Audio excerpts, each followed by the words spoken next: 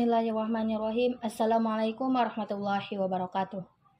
Sebelumnya, terima kasih kepada dosen pengampu algoritma pemrograman, Bapak Randi Proskasandra, SPD MSc, yang telah memberikan saya kesempatan untuk mempresentasikan materi saya terkait program manajemen pengajuan beasiswa. Sebelum itu, perkenalkan nama saya Fatimah Zahra Pane, NIM 243430007, Prodi Informatika, Fakultas Teknik Universitas Negeri Padang. Kepada Pak Randi, izin menginformasikan bahwasanya dalam pemenuhan tugas akhir semester dari mata kuliah ini, saya memilih proyek pemrograman yakni terkait dengan program manajemen pengajuan beasiswa. Karena seperti yang kita ketahui, mahasiswa merupakan salah satu elemen penting dalam pembangunan sumber daya manusia yang unggul dan berkualitas. Sebagai agen perubahan, mahasiswa diharapkan mampu memberikan kontribusi positif bagi masyarakat melalui ilmu pengetahuan dan keterampilan yang diperoleh selama masa studi. Namun, realitas di lapangan menunjukkan bahwa tidak semua mahasiswa memiliki kesempatan yang sama untuk menyelesaikan pendidikan mereka akibat berbagai kendala. Salah satunya adalah keterbatasan ekonomi. Banyak mahasiswa yang kesulitan menemukan informasi yang akurat dan terkini tentang beasiswa yang sesuai dengan kriteria mereka. Selain itu, proses administrasi yang panjang, persyaratan yang bervariasi, serta kurangnya transparansi dalam pemrosesan pengajuan beasiswa seringkali menimbulkan kebingungan dan frustasi di kalangan mahasiswa. Sehingga program manajemen pengajuan beasiswa ini bertujuan untuk membantu mahasiswa mendapatkan akses yang lebih luas terhadap beasiswa, tetapi juga untuk meningkatkan transparansi dan akuntabilitas dalam proses seleksi beasiswa. Selanjutnya ialah konsep bahasa pemrograman yang digunakan. Dalam program yang saya kerjakan, saya menggunakan 5 bahasa pemrograman yaitu looping, decision making, array, struct, dan file handling. Untuk lebih jelasnya, saya akan menjelaskan program saya.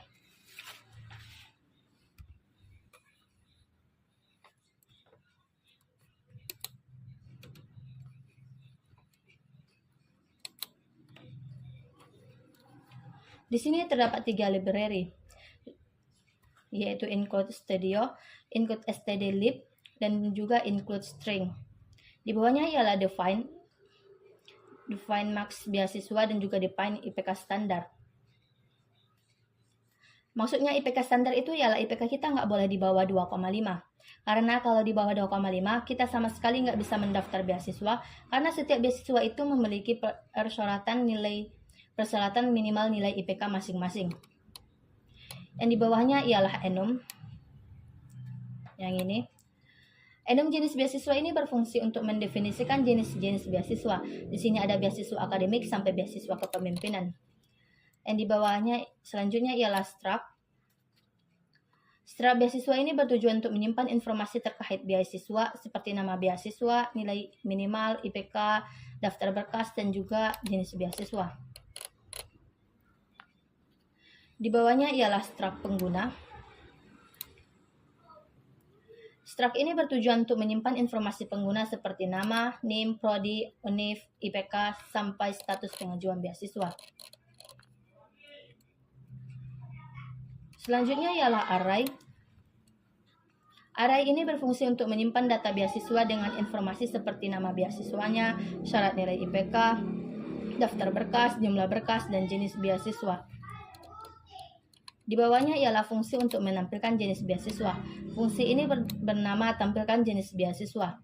Fungsi ini berfungsi untuk membantu menampilkan jenis beasiswa yang sesuai dengan pilihan yang dipilih oleh pengguna. Selanjutnya adalah fungsi untuk menampilkan daftar beasiswa. Fungsi ini bernama tampilkan beasiswa yang tersedia.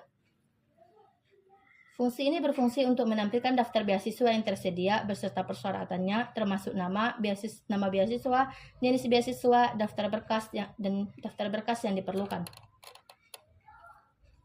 Di bawahnya ialah fungsi untuk mendaftar beasiswa.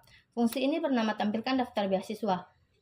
Fungsi ini berfungsi untuk memungkinkan pengguna untuk mengisi data dan mendaftar ke beasiswa yang tersedia.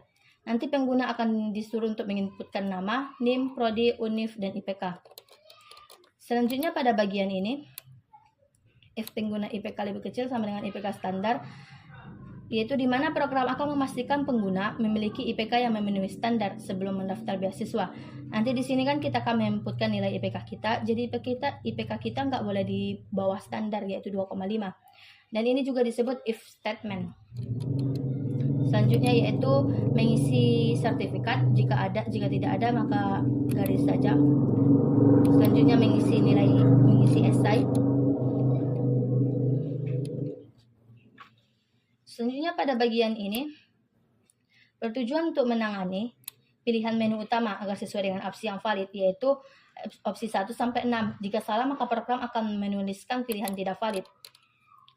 Selanjutnya yang ini ialah if pengguna dengan IPK. Bertujuan untuk memastikan pengguna hanya bisa mendaftar pada beasiswa yang sesuai dengan IPK pengguna.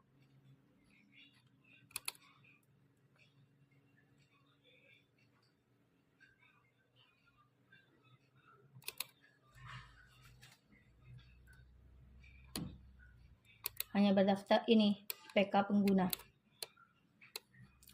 Sedangkan yang ini ialah bertujuan untuk menghindari pengguna mendaftar ulang pada beasiswa yang sama. Pada ini disebut if statement, sedangkan yang ini adalah if else statement.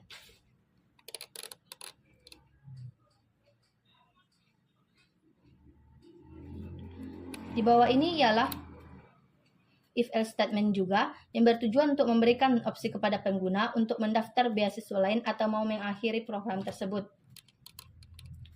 Selanjutnya pada bagian ini ialah fungsi untuk melihat status pengajuan yang bernama tampilkan status pengajuan beasiswa. Fungsi ini berfungsi untuk menampilkan status pengajuan beasiswa yang telah dilakukan pengguna. Di bawahnya ialah fungsi untuk melihat status pengajuan. Di bawahnya ialah Di bawahnya ialah fungsi untuk menyimpan data ke file. Fungsi ini untuk menyimpan data ke file dengan nama file data.txt dengan mode W. Fungsi ini juga termasuk ke dalam file handling karena digunakan untuk menyimpan data pengguna agar tidak hilang setelah program ditutup. Adapun data-data yang disimpan ialah nama, NIM, prodi, univ, IPK, sertifikat, esai, dan juga beasiswa yang diajukan. Selanjutnya ialah fungsi untuk membaca data dari file. Fungsi ini juga merupakan file handling karena bisa digunakan untuk membaca data yang sudah disimpan dalam bentuk file.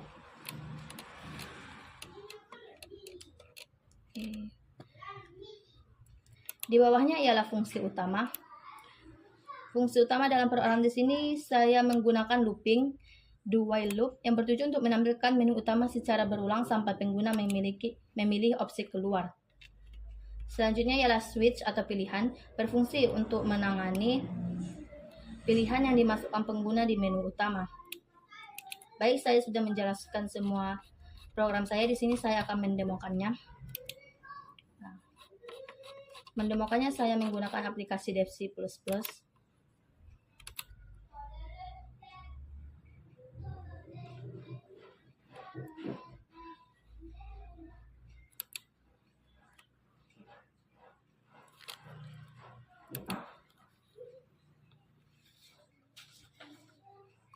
Baik, di sini kita akan memilih opsi pertama, beasiswa yang tersedia. Maka keluar semua beasiswanya, yaitu yang pertama beasiswa akademik, jenisnya akademik, persyaratannya IPK minimal 3,2, esai beasiswa maksimal 500 kata, sertifikat akademik.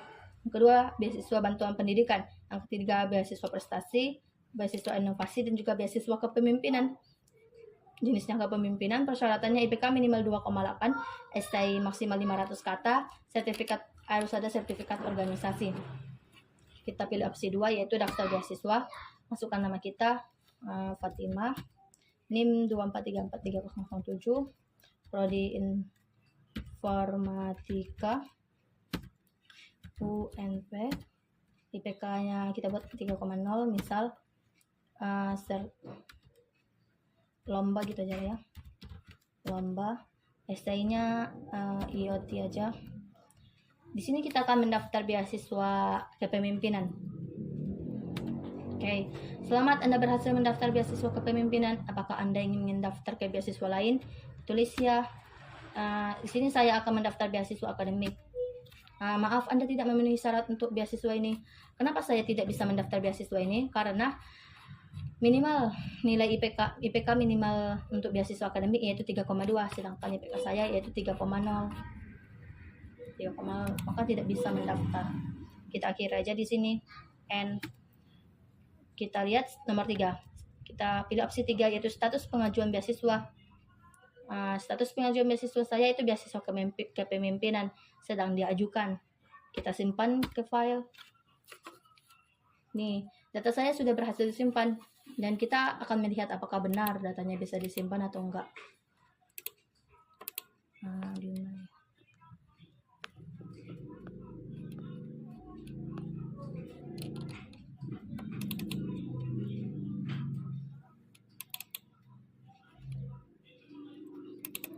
Sebentar ya guys.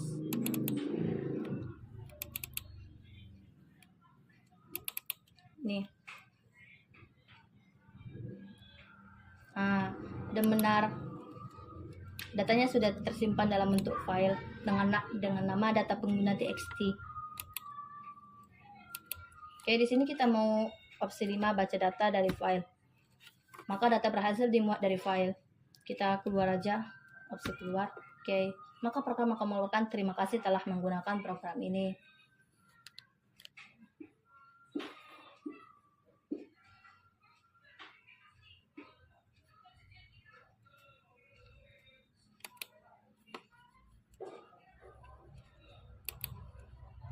Selanjutnya ialah kelebihan aplikasi. Kelebihan aplikasinya yaitu yang pertama sederhana dan mudah digunakan. Yang kedua berorientasi pada tujuan. Yang ketiga ialah probabilitas.